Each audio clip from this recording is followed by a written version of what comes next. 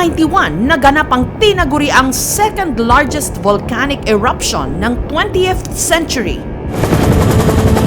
na nag-iwan ng daan-daang mga patay at mahigit 200,000 na mga pamilyang nawalan ng bahay. Puro putik kami, tsaka buhangin. Yung mga bata nag-iiyakan. Ito ang pagsabog ng Mount Pinatubo. Volcanologists say the danger of another big eruption could well be past, but there's another danger they have to contend with now: deadly mud flows, which they call lahar. Nalubog sa lahar ang maraming mga probinsya sa Luzon, kabilang na ang bayan ng Florida Blanca sa Pampanga.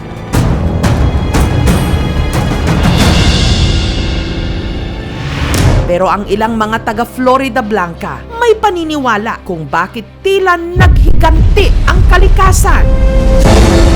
Ilang buwan kasi bago naganap ang pag-alboroto ng Pinatubo, ang kanilang Santo Niño ninakaw.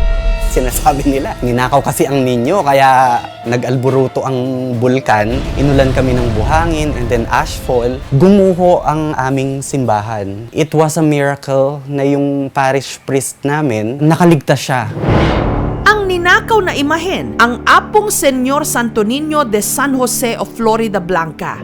Taong 1867 pa ito inukit. May taas na 20 inches, gawa sa kahoy at may suot na korona. Kapartner ng isa pang santo na katabi nitong nakadisplay sa altar, si San Jose, na siya niyang kahawakan ng kamay. Taong 1991, nung huli itong nakita ng caretaker ng simbahan ng St. Joseph the Worker na si Arnel. Saturday, after nung wedding, pumanik kami sa kumbento para kumain. Hindi namin sinara yung simbahan. Pagtingin ko dun sa kanila, nawawala yung ninyo. Duda ni Arnel ang pagnanakaw sa Santo Niño, plinano. May 4 na lalaki, parang hindi taga Florida, suspetsa ko, parang sila yung kumuha.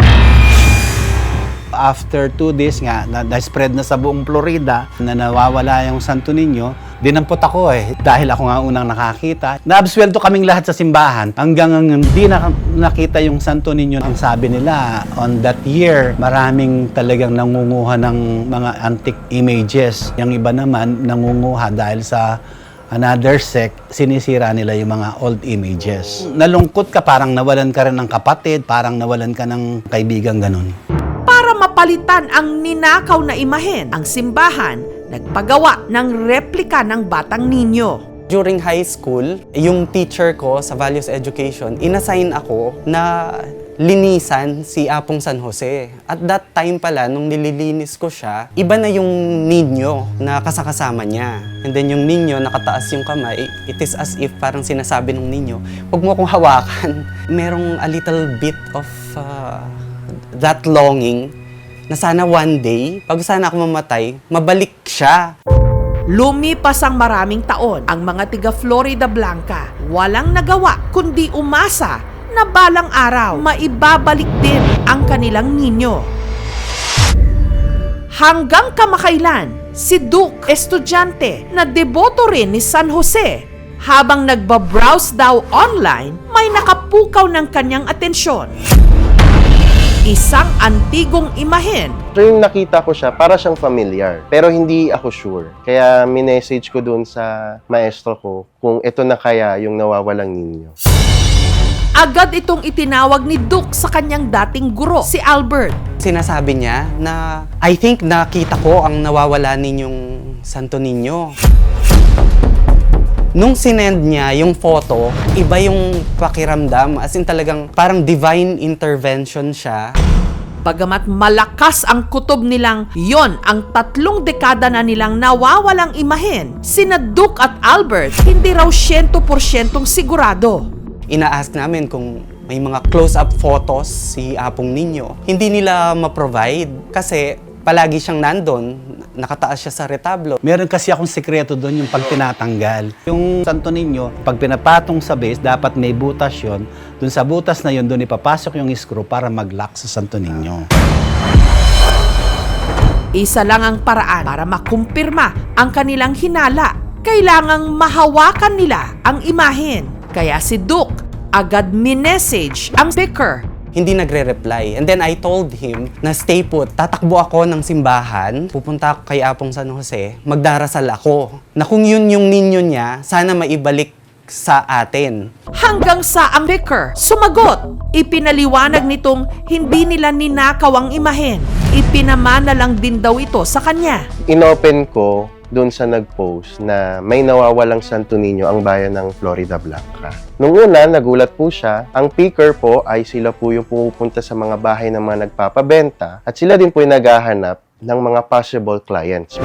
Mula Pampanga, lumuwas ng Maynila si Albert para sunduin ang imahen. Yung parang it's a dream. Nung nagtama yung mata ng ninyo at saka ako, as in talagang humagulgol talaga ako eh. Ang sinasabi ko sa kanya kasi during the day,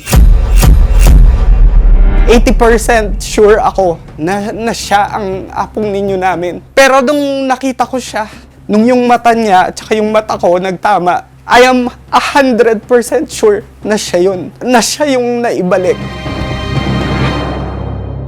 Ang vicar, bukas naman daw na ibalik ito. Pero sa isang kondisyon, kung mababayaran nila ito. Nag-iisip din ako ng paraan kung paano ko siya mababayaran yung presyong binigay. Nagtatanong ako sa mga kasamaan ko sa trabaho kung meron ba silang mga naitabi, kaso wala din. Wala kaming nakahanda na funds. Nag-volunteer si Doc Paul na yung money na gagamitin para makuha yung ninyo is manggagaling na sa kanya. Maswerteng ang kapatid ni Albert na si Paul, galanting sinagot ang pambayad. Sariling pera ko yun, savings ko. Napakahalaga niya talaga. Bilang taga Florida Blanca din, isa siya sa pinakalumang bagay sa simbahan. We're on our way home. Thank you so much, dear Lord. God bless us sa aming pag-uwi. Thank God for this beautiful day. Actually, maraming matatanda kasi dito sa Florida Blanca na kapag nakikita siya, sinasabi nila, siya yan. Deep within here, in their hearts, talagang sinasabi ng mga matatanda na siya yung nawawalang ninyo. Kung susukatin natin kasi, si San Jose, yung kamay niya na nakaganyan kay Apong Ninyo, 20 inches. Let's try po. So, ilalagay po natin sa paa ni Apong Ninyo and then, susukatin natin going up. So, there. That's 20 inches. Sa unang araw ng nobena para sa kapistahan ni Senyor Santo Niño, matapos ang mahigit 3 dekada, ang Apong Senyor Santo Niño de San Jose ng Florida Blanca nakauwi na sa tunay niyang tahanan.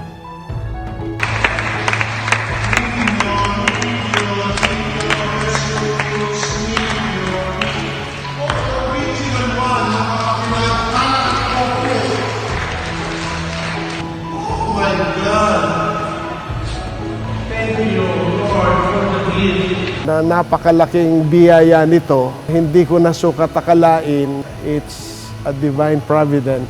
Siyempre may sense of completeness. Kasi paano mo tawaging banal na pamilya kung ang mahalaga, ang anak ay wala. Si Apong San Jose, may X yung fold niya. Si Apong Ninyo, punong-puno ng X yung kanyang folds. Even after the back portion.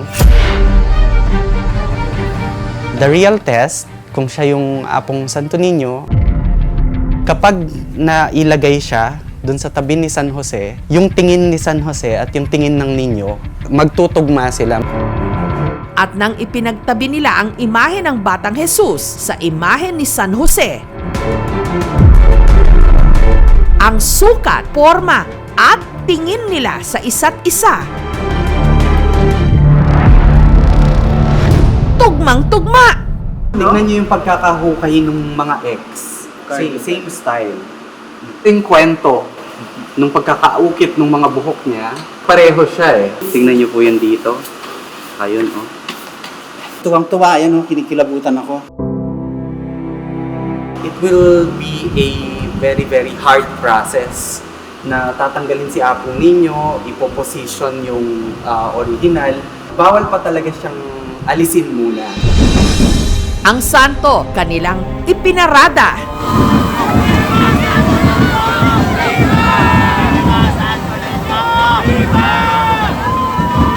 Ang Panginoon, in any ways, gumagawa siya talaga ng milagro.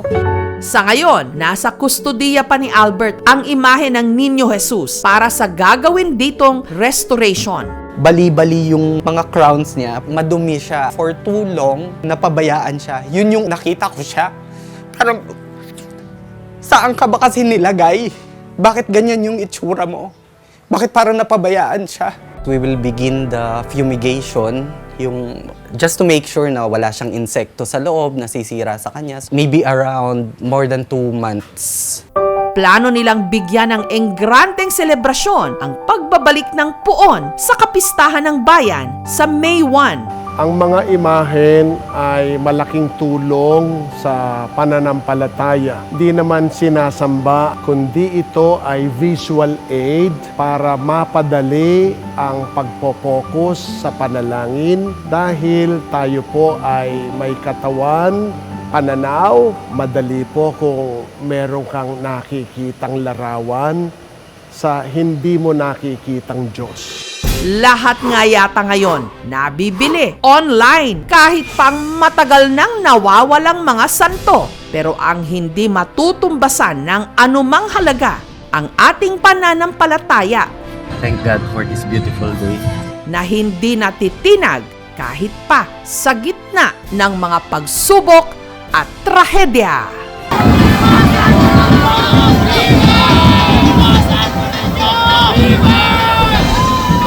Thank you so much mga kapuso. Kung nagustuhan niyo po ang videong ito, subscribe na sa GMA Public Affairs YouTube channel.